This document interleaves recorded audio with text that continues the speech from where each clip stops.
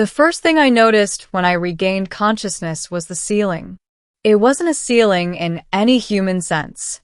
No metal panels, no light fixtures, no vents.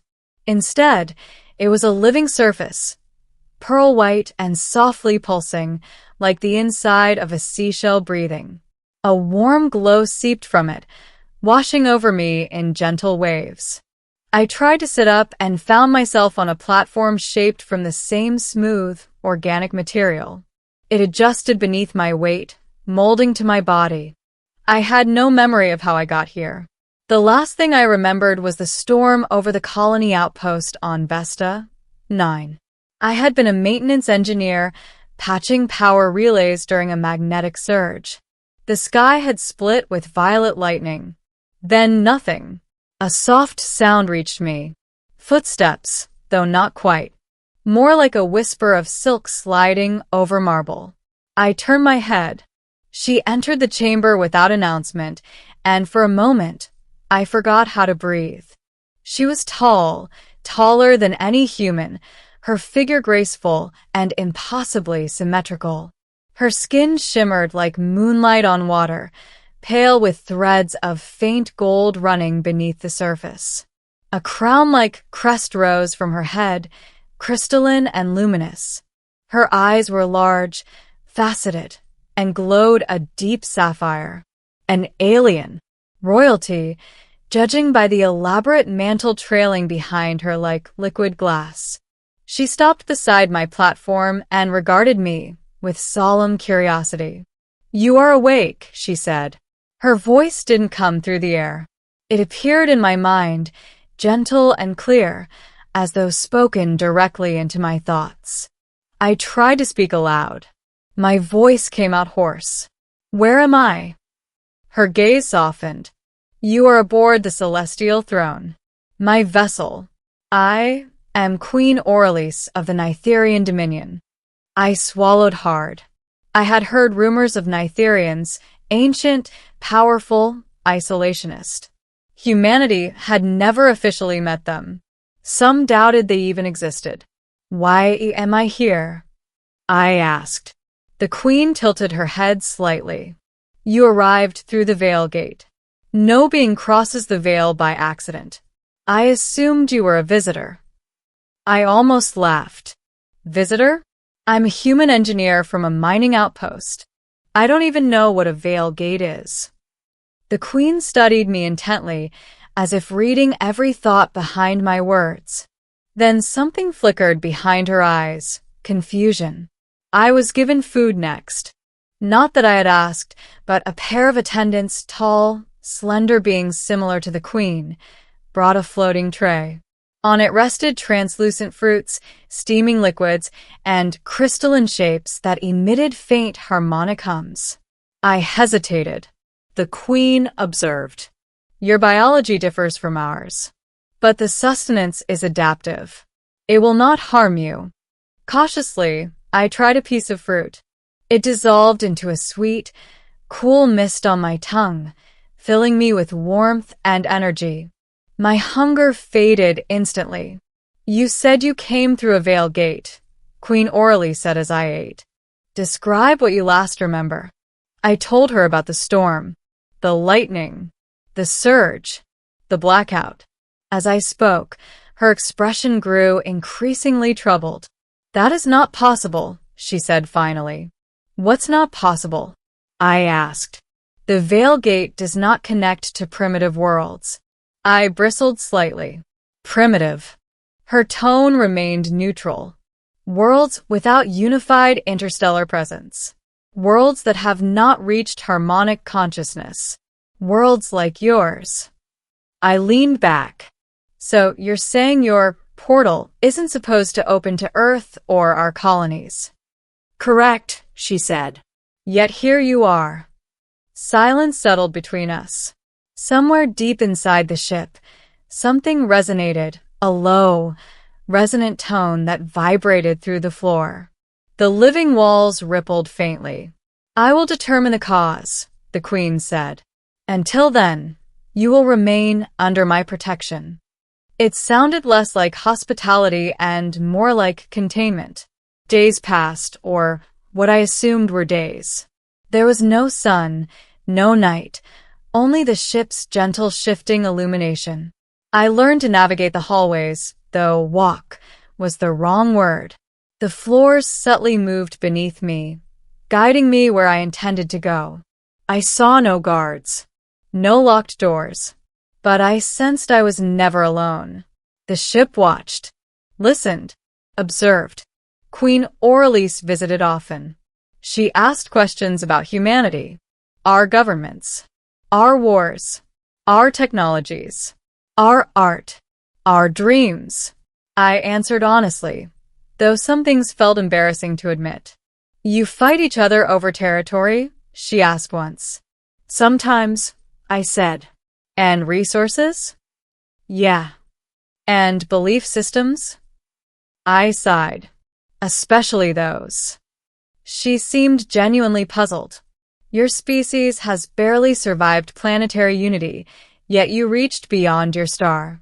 Fascinating. Not all of us are explorers, I said. Most just want to live. Her eyes softened. So, do we? That surprised me. One day, the Queen brought me to a vast chamber at the heart of the ship. The ceiling arched like a cathedral of stars. Streams of light flowed through the air, forming three-dimensional constellations. In the center stood a towering ring of interwoven crystal. This, she said, is the Veil Gate. I stared in awe. What does it do? I asked. It bridges realities, she said. Distances that conventional travel cannot cross. But it requires immense energy and precise targeting. Only designated coordinates can be reached. And somehow I came through it, I said. Yes, she replied. Which means either the gate malfunctioned or something called you. I didn't like either option. The Queen raised a hand, and symbols flared across the crystal ring. A faint holographic projection appeared, an image of Earth. My breath caught. You know of us, I said. We know of many, she replied. We observe. We do not interfere. Then why bring me here? I did not bring you, she said quietly. That is the mystery. That night, if it could be called night, the ship's glow dimmed. I lay on my platform, unable to sleep. Thoughts raced through my mind. Had I been abducted? Chosen? Or was this all a cosmic mistake? A gentle presence touched my thoughts. Awake. Queen Oralice's voice echoed in my mind. Yes. Come to the gate chamber. I dressed quickly and followed the living corridors. When I arrived, the Queen stood before the Veil Gate, her crest glowing brighter than I had seen before. The gate activated again, she said. I froze. On its own? Yes. A pulse of light rippled through the crystal ring. Symbols danced across its surface. A new holographic image formed. Not Earth. Something else. A swirling darkness, vast and shifting, like a living storm between stars. What is that? I whispered. The Queen's voice wavered. An uncharted region beyond mapped reality. The gate should not connect there. It has no coordinates. No stable dimension. The swirling image pulsed once, like a heartbeat. Then I felt it. A pull. A whisper. A sensation that something beyond the projection was aware of me. My knees weakened. The Queen placed a steadying hand on my shoulder. It is reacting to you, she said. I didn't do anything. I protested. Another pulse radiated from the gate. The chamber trembled. Lights flickered. The living walls tightened, as if bracing. Queen Oralise stepped forward, her voice ringing with authority. Deactivate. Nothing happened. Deactivate, she commanded again. The gate flared brighter. Then silence. The projection vanished. The chamber lights returned to normal. The Queen exhaled slowly. Her expression was no longer regal calm. It was fear. In the days that followed, everything changed. The queen's advisors, elder Nitherians with long crystalline crests, assembled in private meetings. I was no longer allowed free movement. Attendants escorted me everywhere. The atmosphere had shifted from curiosity to concern. Finally, Queen Orly summoned me to her private chamber. She stood beside a pool of liquid starlight, its surface reflecting galaxies. "You must know the truth," she said. I nodded, bracing myself. "Long before our dominion existed," she began, "there were entities that lived between realities. They fed on emerging civilizations. When a species reached a certain threshold of consciousness, these entities found them, consumed them, erased them." I swallowed. "We discovered how to hide," she continued. "We sealed our presence behind the Veil Gate network, shielding ourselves from detection. The entities could not find us. For millennia, we have remained concealed. And now?" I asked. Her gaze met mine. "The gate responded to you. That means the veil between realities has been pierced. Something beyond has noticed us again." I felt cold. "Because of me?" "Yes," she said. "Your arrival signaled our existence." I stared at her. "Then why not just send me back? Close the gate." "Because," she said softly, "we cannot open a gate to your world anymore. The connection collapsed after your arrival. The path is gone." I sank onto a nearby seat. "I'm trapped here," I said. "And we may all be in danger," she replied. Fear spread through the ship. The once serene Nitherians moved with tense urgency. Energy conduits pulsed. Defensive arrays awakened. The Veil Gate chamber was sealed behind shimmering barriers. One day, Queen Oralise came to me with a strange resolve. "There is only one possibility," she said. "The gate reacted to you because your mind touched the entity's awareness. That means your consciousness can reach beyond the veil." "You want me to talk to it?" I said incredulously. "Yes," she said. "If we understand what it wants, perhaps we can stop it." I wanted to refuse. Every instinct screamed to run. But there was nowhere to run. "Okay," I said. "Tell me what to do." They placed me inside the Veil Gate ring. Energy hummed around me. The air thickened. Symbols ignited across the crystal arch. The Nitherians formed a circle around the chamber, chanting in resonant tones that vibrated through my bones. Queen Orly stepped close, placing her hand on my forehead. "Open your mind," she whispered. "Do not fear what you see." Light engulfed me. I fell through darkness. Stars twisted around me. Colors without names streamed past. A vast presence loomed ahead.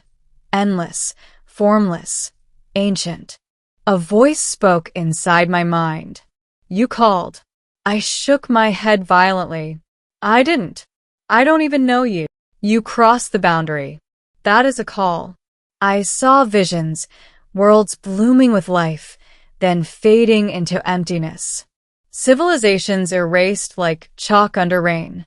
"You're the devourer," I said. "We are the balance. Growth must end. Consciousness must return to silence." "No," I said. "People live. They dream. They matter." All things returned to stillness. I thought of Earth, of my small apartment, of my friends, of humanity's messy, stubborn will to survive. "You won't take them," I said. The presence stirred. "You are fragile, yet you resist." "I resist," I repeated. "And so will they." Light flared around me. I felt myself pulled upward, back through layers of reality. I gasped as I returned to the gate chamber. Queen Oralise caught me as I collapsed. "What did it say?" she asked. I met her eyes. "It's coming," I said. But it listened, just a little. The queen looked shaken, more shaken than I had ever seen. "A human stood against the devourer," she murmured. and did not break. Days later, the Nitherians prepared their defenses. Vast fleets assembled beyond the Veil gates. Harmonic shields hummed across their worlds. They would fight if they had to, but the entity did not return. Not immediately. In the quiet aftermath, Queen Orly stood with me at a viewing window, gazing at a starfield that shimmered like diamonds. "You were never a visitor," she said softly. "You were a mistake. An accident. A crack in the veil." "Sorry about that," I said with a weak smile. She almost smiled back. "No," she said. "Perhaps you were a warning. Or a gift. Because now we know the balance stirs again. And we are not unprepared." I glanced at her. "So what happens to me?" "You cannot return," she said. "But you are free here. Among us." I exhaled, the weight of it settling in. A human lost among an alien empire. A single mistake that might have saved countless worlds. As I stared into the stars, I realized the truth that left the Queen shaken was the same truth now shaping my fate. I was never meant to be a visitor. I was the message. And the universe had heard me.